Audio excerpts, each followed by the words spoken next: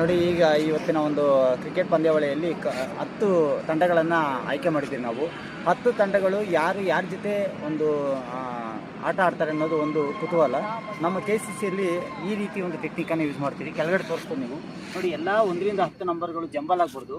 ಈ ರೀತಿ ಗೆರೆಗಳನ್ನ ಹಾಕಿರ್ತೀರಿ.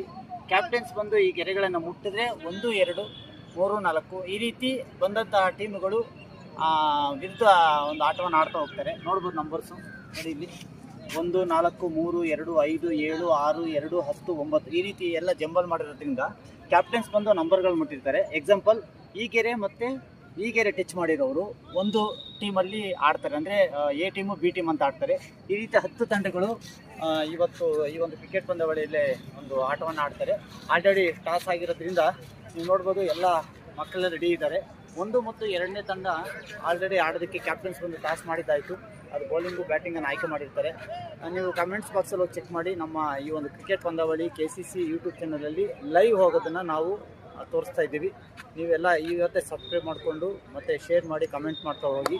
ಒಂದು ಅದ್ಭುತವಾದ ಔತಣ ಕೊಡ್ತಕ್ಕಂಥ ಕ್ರೀಡೆ ಅಂದರೆ ಕ್ರಿಕೆಟ್. ಬನ್ನಿ ನೋಡ್ತಾ ಹೋಗಿರ.